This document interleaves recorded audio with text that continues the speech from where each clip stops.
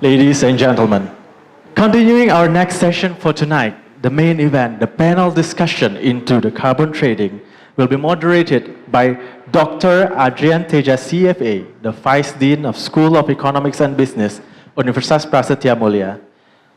Dr. Teja is currently serving as a Vice Dean for Human Resources, Administrative Operations and Finance at School of Business and Economics, Universitas Prasetya Mulia, where he has been a faculty member since 2014. Teaching various courses from business model to strategic foresight.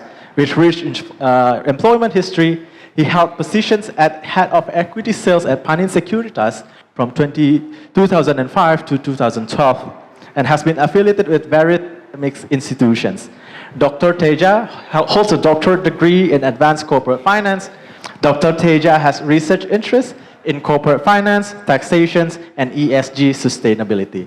With that, please welcome Dr. Adrian Teja. Okay, good evening. To our honorable guest, His Excellency, Mr. Pahala Nugraha Mansuri, Deputy Minister for Foreign Affairs. Okay, Mr. Andrew Lim, Mr. Triyono Sudirjo, Mrs. Siti Rahmawati, and Mrs. Julia Simatupang for an excellent evening. Okay, and I would like to invite our discussion for today, Mr. Ridwan Kurniawan, Mr. Aryon Maro Asisi Mare Mare, Mr. Ignatius Denny Wicaksono. Last but not least, Mr. Manohar Johnson, ACCA. Please welcome to the stage. For this good evening, I would like to introduce to our discussion. First is Mr. Ridwan Kurniawan. He is Assistant Professional Program Manager with 14 years of experience, specializing in renewable energy, energy access, energy policy, sustainable energy technology, capacity building, technology transfer, and climate change. Mr. Ridwan Kurniawan holding an MSc in energy policy with distinction from the University of Sussex. He has a comprehensive educational background in relevant courses such as energy and development, energy policy, and policy analysis. His recent work includes stakeholder engagement for the Coal to Clean Credit initiative in Indonesia, coordinating a multi-million pound technical assistance program on climate transition, and contributing to geothermal and carbon capture project with the Asian Development Bank. And then I would like to introduce Mr. Aryon Maro Asisi Mare Mare. Rion, as we call him, has a background in power engineering and renewable energy engineering, graduating from Institut Teknologi Bandung in 2010, and later earning a master's degree from the University of New South Wales in 2017. From 2018 to the present, he served as manager at Perusahaan Listrik Negara, where he coordinates non-electrical research topic and oversees research progress at the PLN Research Institute. His responsibility also include contributing to the establishment of standard for DC house, SPEL, and battery storage as part of the standardization working group. Mr. Aryon Maro expertise extends to renewable energy project design and assessment, including wind energy, standalone hybrid system, grid-connected PV, and rooftop PV. Okay, and then I would like to introduce our third discussion, Mr. Ignatius Denny Wicaksono, CFA, that has experience in capital market industry for several institutions and position for more than 10 years. And currently working at Indonesia Stock Exchange as Head of Business Development, 2 division.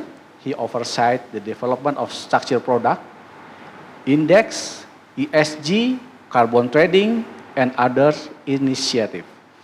He is a part-time lecturer at the Indonesian Capital Market Institute and also other CFA, FRM, and certificate in ESG investing exam preparation.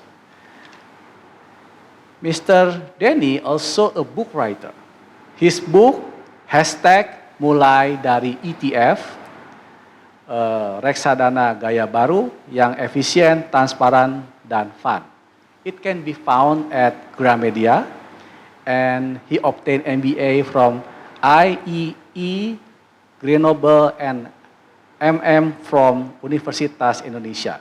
He is also a CFA charter holder and a certified FRM, CIPM, and certificate in ESG investing. And the last, Mr. Manohar Johnson, ACCA, is a partner with the assurance practice of PwC Malaysia with more than 25 years of experience in providing audit and business advisory. He started working with the legacy firm of Coopers and Lybrand in 1997, which merged to become PricewaterhouseCoopers in 1998. He is a fellow of Association of Chartered Certified Accountant, ACCA, and current chair of ACCA Malaysia Advisory Committee, MAC. He is a member of the Malaysian Institute of Accountants and current chairman of the MIA Johor Regional Office. Mr. Manohar has been actively involved in ESG-related matters in recent years, which include being nominated as the Assurance ESG lead for PwC Malaysia and providing assurance opinion over sustainability reporting by PLCs. That's all for our discussion, and I would like to start our tonight discussion. Okay. As you know that Indonesia is at a very early stage in the carbon trading business. So there is a lot of work to do, as also a lot of opportunity to be uncovered. And then today we have a good collaboration between two developers of human talent, the ACCA and also the CFA Institute, and the discussion who are actively involved in the initiative to reduce carbon emission with different means. And then I would like to start this topic. As we already introduced our participant or our panelists, and I would like to ask for Mr. Ridwan Kurniawan first, okay, regarding your insight on climate policy, finance, and carbon market. So please allow me to introduce myself. I'm Ridwan. Thank you, Pak Teja, and I'm from working in South Pole. It's a company, not the poles, who are actually we call ourselves climate company, as we are one of the oldest carbon project developer in the world. We have an office in Jakarta. Been working with PLN, developing carbon credit schemes for several of its renewable energy project, as well as PGE. That's how we operate. And currently we are working closely with Ministry of Energy in developing a new methodology of early coal retirement called the Coal to Clean Credit Initiatives, meaning, you know, basically if we want to early decommission coal, we can channel carbon financing on it. So as Pak Teja mentioned, I'm happy to share of, you know, basically what's the term that often being used on carbon trading, carbon markets, what are them, right? So in a policy logic, basically carbon trading came from two different policy instruments of what focus in the state controlled and the market-based instrument. Pak Alwe Dohong mentioned, right, that, you know, trading now are the Article 6 of the Paris Agreement close to the market-based instrument, and that's where we are in the middle. So if you are talking, usually when you're talking about the carbon trading, the term we use is usually an ETS or emission trading scheme, where basically a country or in a country decide of a sector to define the cap of the maximum emissions of a year, where all the players inside of that cap or in that group have to follow that, right? And this baseline, the baseline is getting stricter and stricter every year, meaning they have to be efficient and reduce their emission. Otherwise, they can sell their allowance. If some enterprises in that sector are, emitting much less than the target, meaning they have some allowance to sell, that allowance given by the others. That's what called an ETS. And usually, it's often mixed with what we call carbon market, that usually the term that we're now reaching, which is actually coming from accrediting. So, which is, as Pak Alwe earlier mentioned as well, that basically a project, a climate mitigation that is solid and able to provide emission reduction or removal, calculated by independent auditors and MRV'd, right, as what he mentioned, then it can produce what we call credits, and that's where we are in the carbon credit. So, and also, if you may heard, it also correlates with the taxes, right? Which is where the Ministry of Finance working on right now, and this is all correlated. But basically, when we are talking about trading, let's focus that this is actually now a mix of a state policy. So you will see there will be some state inclusion in there, but it's basically market-based. So it's the market, the one who decide the buying and selling, because this is, buyer and seller, right? So we're in the middle there. Later, if you go to the next slides, you'll see there are different kind of carbon assets that being traded or that are in the market, as I told you. So the first, usually kind of the assets is what we call credits. Basically, it's a certificate. In our system, we call SPEGRK, Sertifikat Pengurangan Emisi Gas Rumah Kaca, in Indonesian translation or in Indonesian law. And that's equate basically from a certified greenhouse gas emission reductions of a project, and then it represent 1 ton CO2 equivalent. So the kind of greenhouse gas emission can be different, but usually it's equalized into a ton CO2 that has been avoided or removed or reduced. Okay? Those are certified. There will be some MRV and all of the long process. The second one is allowances, or in Indonesia it's called PT BAEPU. Persetujuan teknis batas atas pelaku usaha. You'll get used to it soon. But basically it's an allowance that basically issued by a regulatory body, in this case ministry here in the government of an ETS, okay, emission trading system, and to permit to emit 1 ton CO2. So these are two different kind of assets, though the unit are the same, and the scheme of trading sounds like the same. Okay, so let's get used to with this, and this is different. Later, where Bang Arion maybe explain more, PLN also produces what we call renewable energy certificates, or the REC, right? It's basically another market-based instrument, but it's energy attribute certificate. It is not a carbon certificate, it's different. Okay, let's get used to with this. And actually, if you want to see, there are two different kind of market in the trading itself.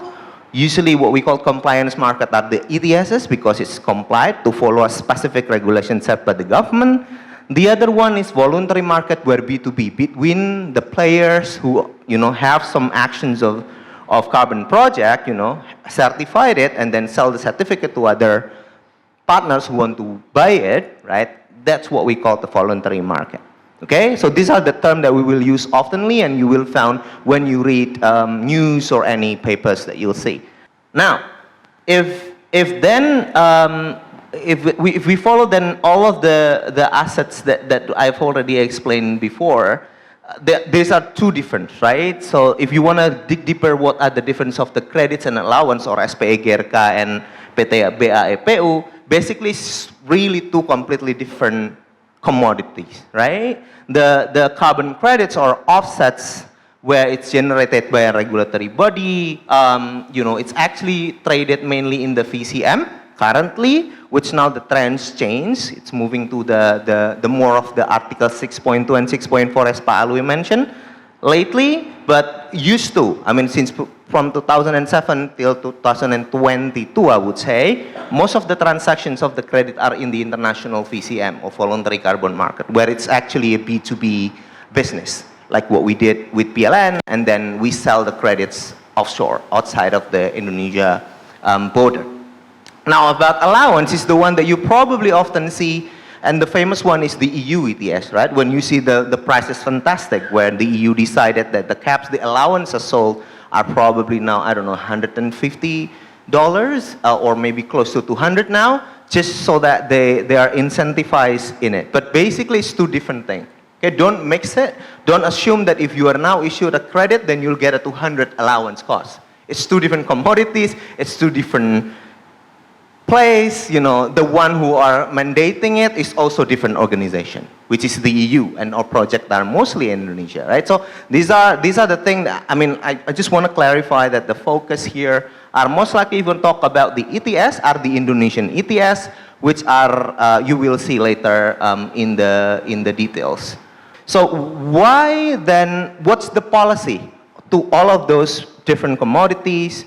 What are the relevant policy that Indonesia focus? So we have to see it from the first scratch in 2015, where Indonesia actually adopted Paris Agreement. Okay, all of the basis of the carbon pricing policy in Indonesia, be it an ETS, PTBA-EPU letter, or credits, originate from there. So the focus is always the Paris Agreement, and then ratified by the law, Undang-Undang Nomor 16, right? So the highest level of regulations came from this, and this actually ratifications of Paris. So don't be surprised. It's all of the articles or the minister regulation or the president regulations that follows are actually based on Paris Agreement project. Okay, so then the government will keep telling you, oh, basically the trading that we're talking about is Article 6.2 or 6.4 or Article 6, he said. Pak Alwedohong mentioned when it's about the trading, yeah. RBP is different issue. Article 5 is different scheme. Okay, so if you look at this presidential regulations, where actually it regulates all the pricing about tax, about ETS, about offsetting, all of the regulation was to follow how then it can help achieving Indonesia NDC. And it's been updated from 2021 to 2022. Indonesia is pretty proud with its own target. You know, we set up a very high target to meet that. Thus, we are committed and obliged to meet it. And then the government is thinking via ministerial regulation number 16, for example, that regulates the ETS in coal-fired power plant sector, meaning the player is just between 99 coal-fired power plant assets only, that can later trade the allowance, for example. The main objective is so then you can set the cap, you have a lower emission, then the energy sector emissions are reduced to help achieving Indonesia NDC. So that's the logic of this regulation. The same with Ministerial of Regulation 21, probably you've heard this, where basically Minister of Environment then follows the details of how the Indonesian government translates what carbon tax or certification or offsetting or carbon crediting or ETS should be. Yeah, it's just basically the detailed implementations of Article 6, and all of this regulation follow to the maintaining to help to achieve the NDC Indonesia target. Second, that we can channel the carbon finance to specific targeted mitigation actions that is defined in Indonesia. The assumption is in Indonesia. So then if you're talking about then can we do an international VCM transaction right now, this is what that is being held, because Indonesia decided that all of the carbon project must be registered in Indonesia first, so then it can be counted toward Indonesian NDC. If it's going out, then it has to be authorized by the government of Indonesia, then obviously this has to be counted, right? Before we sell the carbon outside, as counted, it will be counted by the other country, right? We have to make sure we can achieve our target. So basically that's the logic and the regulation that are follows until now. The details is the OJK that Pak Denny will basically mandate from. And this we have to congratulate him later, how hard he worked to make a real carbon markets exchange happen after the OJK regulation 14 is out on trading. So that's where we are right now. You'll see so many terms, so many new areas that the government want to, flourish, so then we can channel new type of financing of what we call carbon financing, be it credits or allowance, or maybe later via taxes that can help achieving Indonesian NDC and later help several climate mitigation action inside the country. So that's where we are, I think. On the latest news on the policy, Pak. Okay, thank you, Mr. Ridwan, for a brief explanation.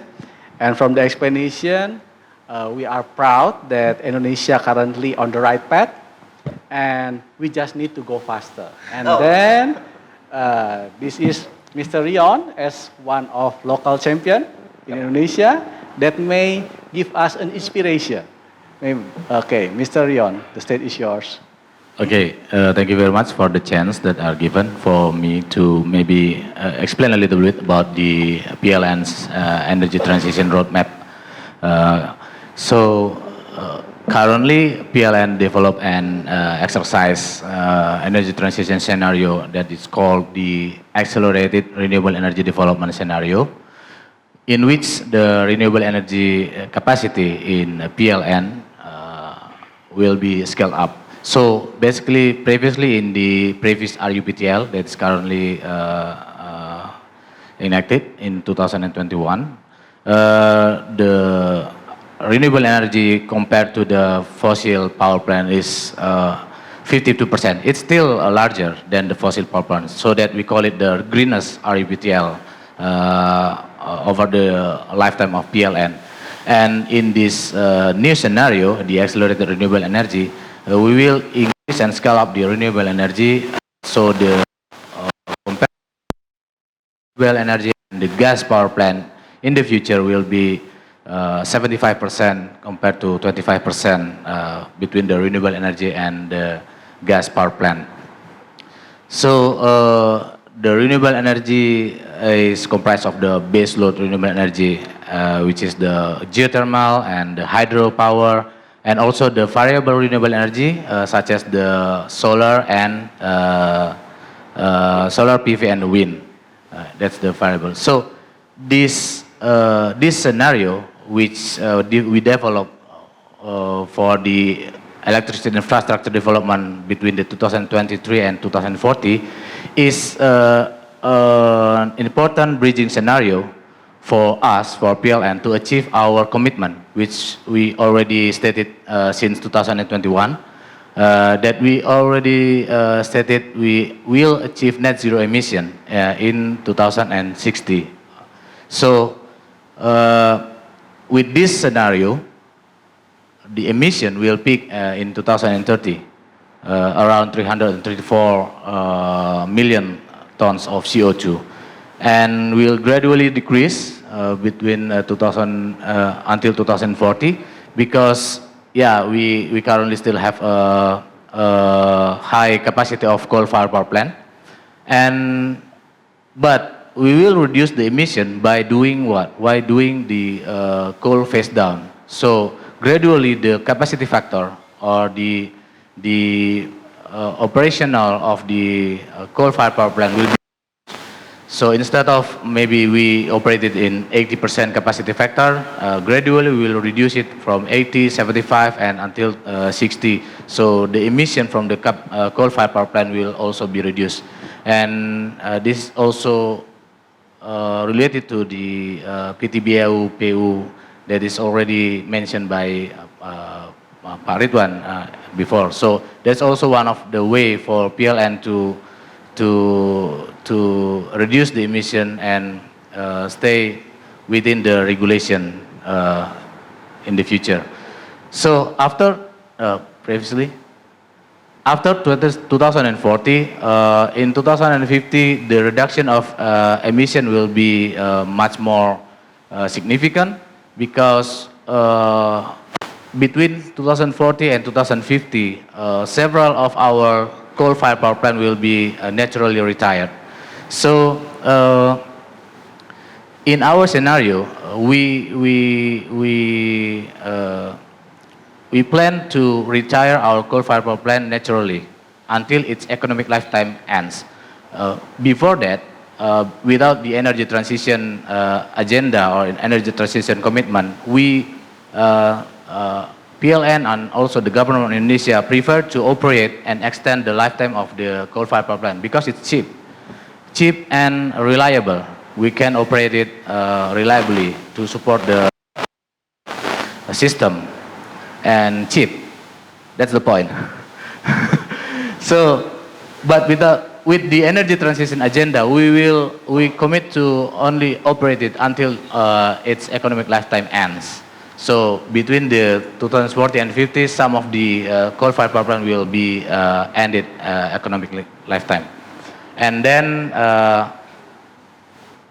to achieve net zero emission in 2060, in addition to the more retirement of the coal-fired power plant in the future, we also will introduce the new energy. We will use the hydrogen, the green hydrogen, as the fuel for our gas power plant, and also ammonia for the fuel for our coal-fired power plant. And also we will introduce in our roadmap, we introduce the carbon capture and storage, which the regulation is still in the process currently. But PLN already saw that carbon capture is one of the important initiatives to help PLN to achieve net zero emissions from the fossil fuel power plant. So there are several key technical initiatives that need to be implemented to achieve those scenarios. We want to scale up the renewable energy, but the load center is still in Java. Java Island is still the load center in Indonesia, but the renewable energy resources in Java is already depleted. So in order to increase and scale up the renewable energy, especially from the baseload renewable energy, from the geothermal, from the hydro, we will need to bring those energy from other islands to Java. That's why we need to build a green, what we call it, green enabling supergrid. We will build the interconnection between Sumatra and Java within the period of 2030. So before 2030, we hope that the interconnection system between Sumatra and Java is already operating. While in the future, if the renewable energy or hydro and solar from Sumatra has been also depleted, we will need to bring the renewable energy from Kalimantan, because we have a huge potential for hydro in Kalimantan Island, but the electricity demand over there is still not that high. So if we want to scale up the renewable to meet the demand, we will need to bring it to Java Island. And also to build interconnection between the Nusa Tenggara. We know that Nusa Tenggara is the center of solar energy in Indonesia. The solar irradiance intensity over there is much higher compared to the Java and other islands in Indonesia. So this green enabling transmission line is very important and crucial for PLN or for Indonesia to scale up the renewable energy. And the other thing is, renewable energy, as I mentioned previously, is also comprised of variable renewable energy like wind and solar. And as I think all the models over there said that solar will be the key for energy transition. All the models will say that 60% of the capacity will come from solar energy. But technically speaking, to accommodate that, we need to build a smarter grid. Our current grid will not be able to accommodate high percentage of variable renewable energy, because solar and wind is intermittent. We don't know when it will come, and we don't know, currently we don't know when it will go up and down. We cannot regulate it currently. That's why PLN will also need to enhance the grid to become smarter. What we call smarter is in the transmission or the operational system. We want to know and predict about the solar and wind. When will they come up and when will they come down, so that we can prepare our system to overcome that capacity. Because in the electricity system, the electricity need to be generated at the same time as it is consumed. right? Because storage is still very, very expensive currently. But in the future, we will need to build a smarter grid end-to-end. What do I mean end-to-end is from the generation, transmission, distribution, and also at the demand side. Because in the future, maybe we will have our own solar PV in our own house. Previously, the electricity come from PLN to our house, but in the future, maybe our house will send electricity to PLN grid. That's why we need to also enhance our grid in the distribution and also the at the demand at the retail, so that we can also manage the inflow and outflow of the electricity from the variable renewable energy in the future. So those two initiatives, the Green Enabling Supergrid and also the end-to-end smart grid, is very crucial for PLN to scale up both the base load renewables and also to the variable renewable energy. In doing the electricity with the electricity renewable energy development, we will see that there will be a switch. The tide is changing in the future. Currently, we have a coal mix over 65%, almost 75%. In the future, with this scenario, until 2040, the tide will change. So the coal will be lower than the renewable energy mix in the at the end of 2040. That's what we hope that with this scenario, the emission, like I mentioned previously, will be also reduced drastically, so that we can have the electricity that is clean and reliable. I think that's all that I can say in this. Thank you. Okay, thank you, Mr. Rion. And also, we maybe have to have big applause for PLN for helping us to becoming a more clean company from Indonesia. Okay, and then we will go to the next panelist, Mr. Denny. Okay, we would like to ask how about the progress that currently being provided by IDX. Okay, thank you. First of all, I would like to say thank you for having IDX in this wonderful event. First, maybe I would like to share that actually there are two aims for the carbon trading development in Indonesia. First, of course, as Pak Alohodong already mentioned, that Indonesia already claimed that we want to go to the net zero. So the net zero path already there, and also we already have the enhanced NDC in 2030.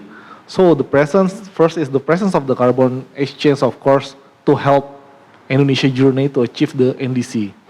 But on the other side, on the left side, we have the also opportunity here, because maybe Pak Kevin also can share in the previous years, I think Indonesia all said to me that Indonesia is one of the best carbon credit producer in the world, and we might also potentially to be the largest carbon credit producer in the world.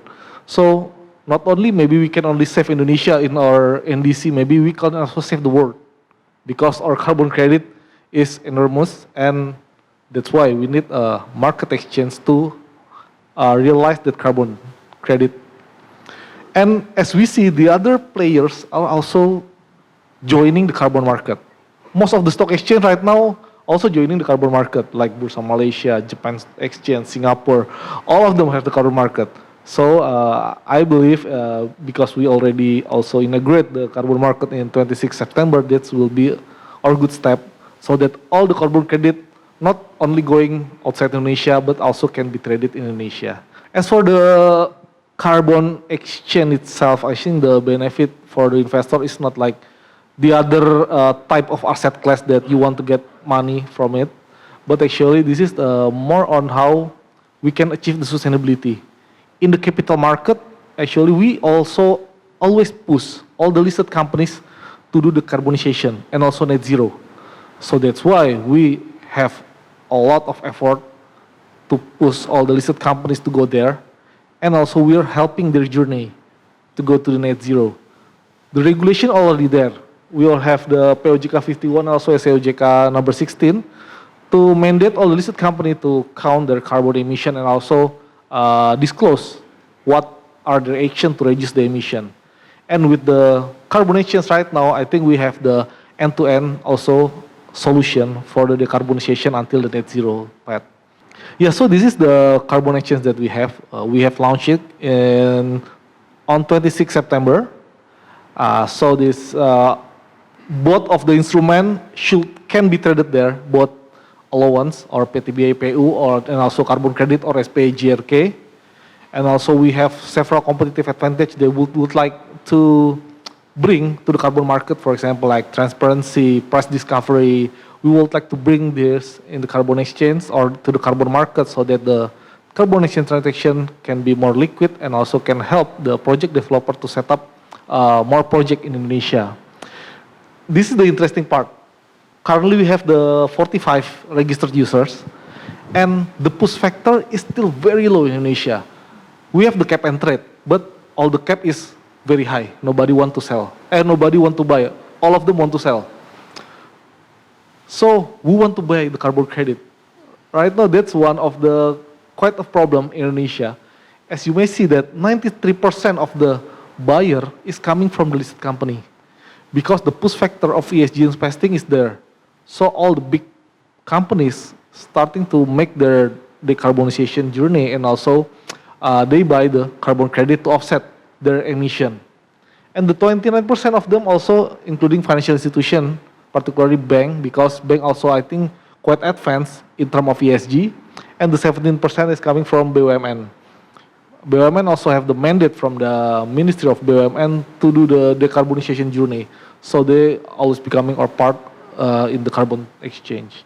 And now the current statistic, right now currently we have around 1.7 carbon credit, 1.7 million carbon credit from the Pertamina and also PLN. And the trading amount, right now we almost have 500,000 ton CO2 or 490,000 ton of CO2 has been traded, with the last traded price is 59,200. So this is the journey of the net zero, and we are part of it because to become zero, you need to offset, right? You do the reduction first, and after that you do the offsetting to the carbon exchange. And also the requirement is very easy. You just need to email us there, and we will guide you to make your account, and also help us and help Indonesia and to achieve the NDC and help your company to get the net zero journey and get the benefit of it. Thank you. Okay, thank you, Mr. Denny. And now we go to Mr. Manohar. I have two questions. The first one is how auditors can help. And then the second one maybe how the collaboration between CFA and ACCA may contribute in providing the necessary talent. Okay. Thank you. Thank you. So, selamat petang and good evening, everyone. Welcome from my current home state or home city of Johor Bahru. It's a pleasure to be here as your guest to share. I guess, as someone once said, accountants will save the world. So here we are to drive that objective. I think if you look at this slide, and I've only got one slide really, I wanted to share just one experience or one example of how Indonesia is driving its contribution towards climate change. The fact that your forests, and we're talking about all 20 million hectares, right, of forests across all your islands, are now part of this World Bank initiative, actually shows both the commitment of the country and also the potential for carbon credits and earnings that the country can get as it strives towards its NDCs as shared, and also towards its net zero emissions. So you can see how, as has also shared about the carbon exchange, what the closing price is. And that comes really to what we are most concerned about. How do we account for carbon, right? Leaving aside all the operational aspects of it, at the end of the day, we are accountants and auditors. And of course, among you, there are a lot of investment analysts. We ultimately deal with numbers. It's a whole new ball game. Many of us have traditionally shunned the world of science, and that's probably why we ended up in the accounting profession, right? And so just like you, I myself now are having to learn scientific terms that I hoped I would avoid all my life.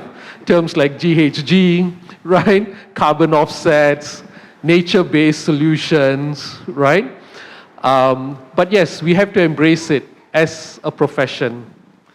And so what does that mean? There is that increased demand really for accounting and auditing services that we all have as an opportunity to actually progress not just ourselves, but also Indonesia as part of it. Many of you are now probably thinking from what our earlier presenters have shared, how do you actually value, right, a carbon credit? We are so used to what goes into the balance sheet. We are so used to what goes into our profit and loss account. Now we have this new thing called carbon credit. We've got a new thing called carbon derivatives, right? We have a new thing called emissions obligations. Where does this go actually, right? Does it even appear on your accounting system at all? If it does, where do you put it? Do you put it on the debit side? Do you put it on the credit side? Right? It's really a whole new ball game, really. And so you find that with that, and also with the increased government regulation, it does bring all this additional complexity to accounting. And of course, at the end of the day, if you ask the stakeholders, whether it's the shareholders, whether it's the government regulators, whether it's just the company itself, just like how financial information needs to be audited, sustainability information also becomes increasingly important to be assured. And so this also opens up a whole new ball game. For those of you in the room here who are either internal or external auditors, you now realize that sustainability assurance becomes another facet or dimension of what the market actually demands. So then it goes into the second question, right? What does it mean in terms of upskilling, right? How do we embrace the continuous need for learning and education as part of improving our own personal goals, and also, of course, improving our job prospects and mobility? So this is where we can see that the climate finance collaboration that ACCA and CFA has done is also an integral part of what we hope to bring to our members. The certification in improving local knowledge and meeting stakeholder needs cannot be underestimated. And we also find that the guide to sustainability reporting is something that was launched recently by ACCA. And I would recommend that you actually scan the QR code and download this, because you will find that this really, as a new beginner, gives you a lot of very important and basic information on how to prepare sustainability reports. It actually even has got a worksheet that gives you very basic to-do steps that you can use in your organization. And so when we talk about accountants bringing value, right, beyond just finance, this is definitely a guide that will give you that further improvement. Of course, in terms of connectivity, we do know that ACCA in Indonesia continues to be a thriving community. You have right now got almost close to 1,000 members, affiliates, and students. And you find that as this community grows, there are going to be additional initiatives to support your personal learning in development, your personal technical development towards meeting the government's initiatives towards net zero, meeting your NDC, and also other aspects of your company's performance. So hopefully together, right, this is how I guess Indonesia and you all here in the room can lead the way, not just in your country, but probably even from an ASEAN and a global perspective. Thank you. Thank you, Mr. Manohar. We will enter the Q&A session. Thank you. It's a very interesting session. My name is Anto from HSBC. This climate change give us a lot of headache actually because a lot of work, because I'm from banking sector, a lot of work that we need to be done, climate risk stress test, etc., etc.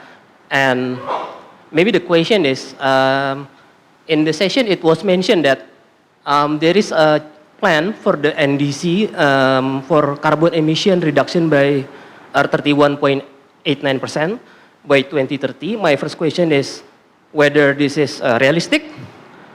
And second, what's next? What is after 2030? What is our target in Indonesia to reduce the carbon emission?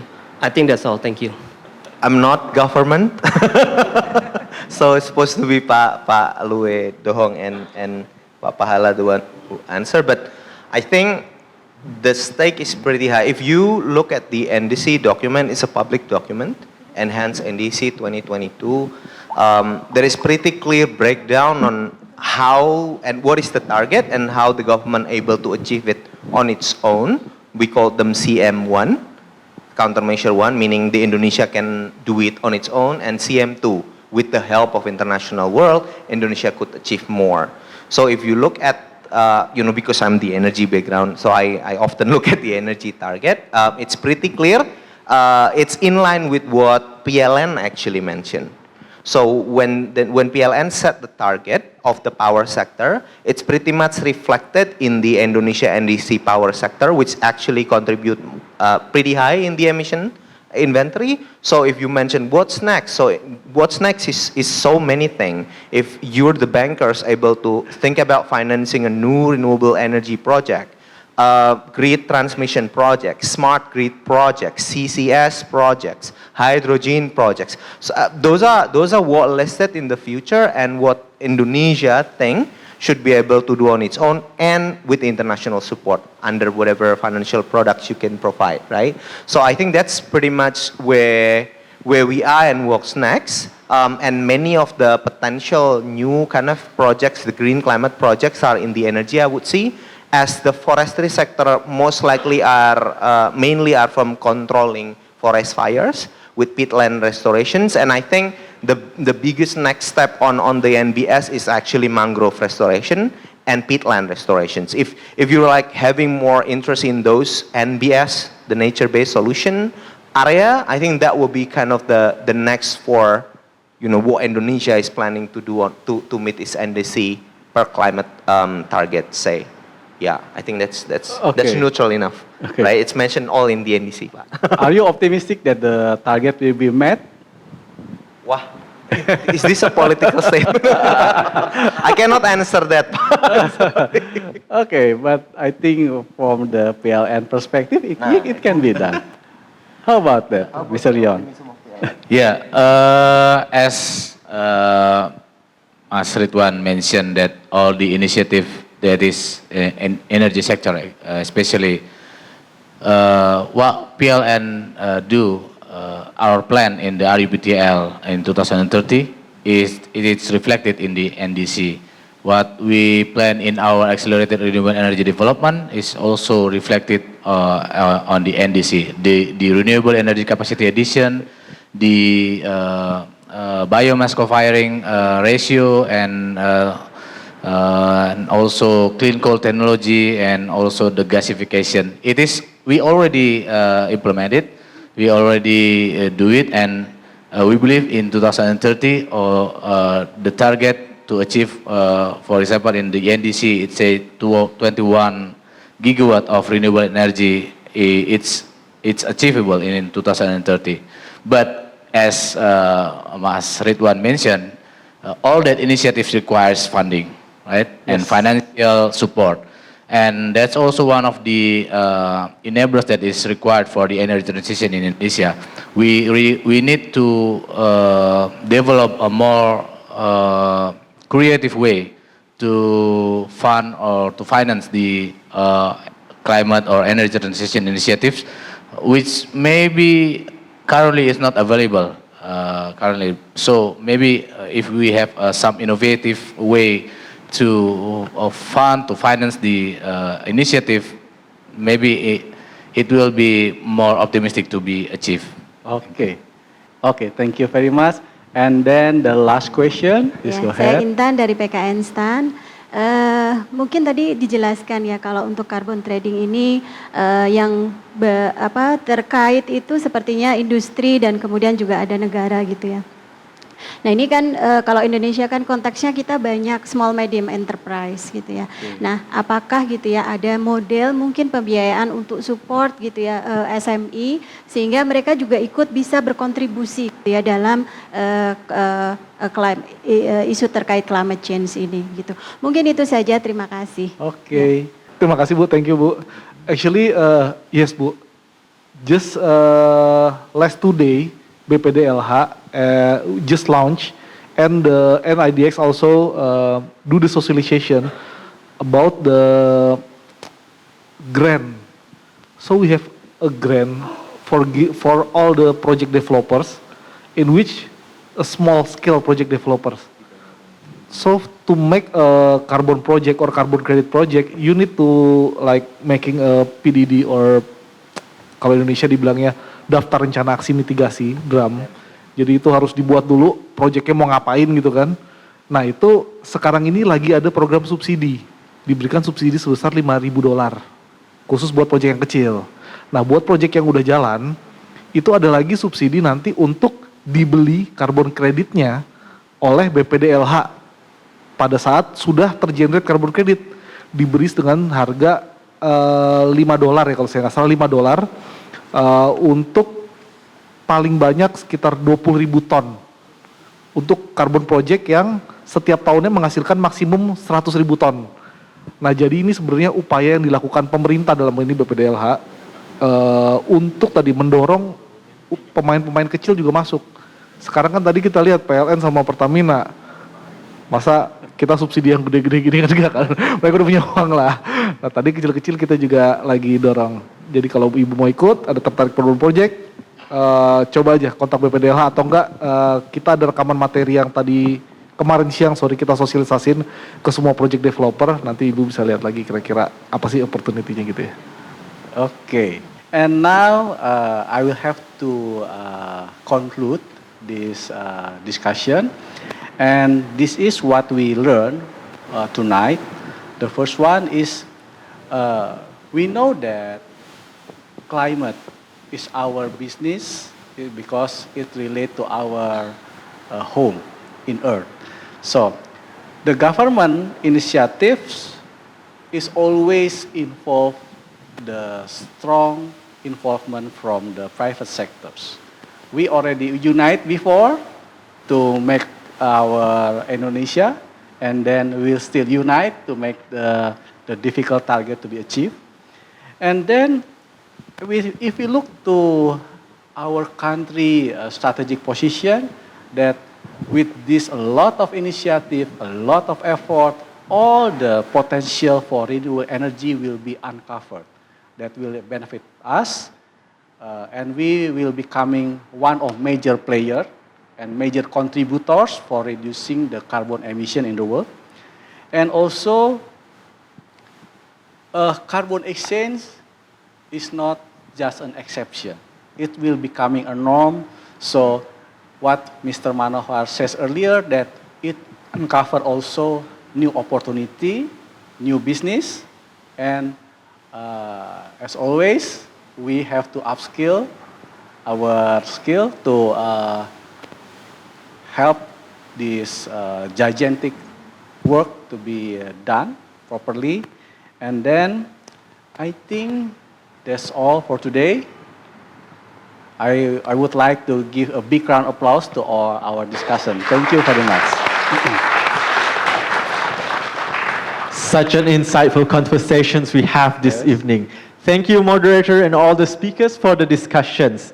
Acknowledging the contributions of our panelists, let's have We'll have a token of token of appreciation appreciations and for group all the photo. panelists and moderator. Okay. So we would like to invite Mr. Andrew Lim to have a token of appreciations for the moderator. Thank you, Bapak Adrian Teja, for moderating our tonight's event.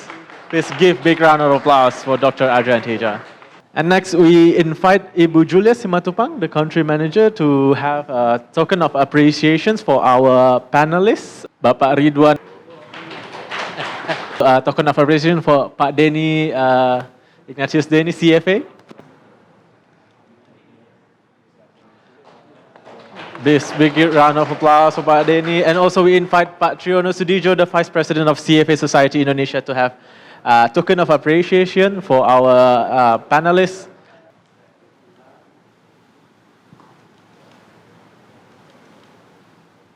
Thank you very much, Bapak Aryan Maruf. Please give big round of applause. And our panelists from Malaysia, Bapak Manohar Johnson.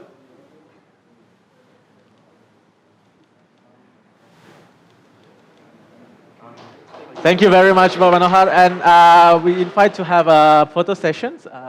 And also we inviting Bapak Hishamuddin Jalil, the Employer Relationship Lead from ACCA Maritime Southeast Asia. And also Bapak Ang Wen Hao, Education Relationship Lead of ACCA Maritime Southeast Asia. All right, and that's conclude the panel discussions for tonight. We might invite you to enjoy our dinner tonight, and thank you.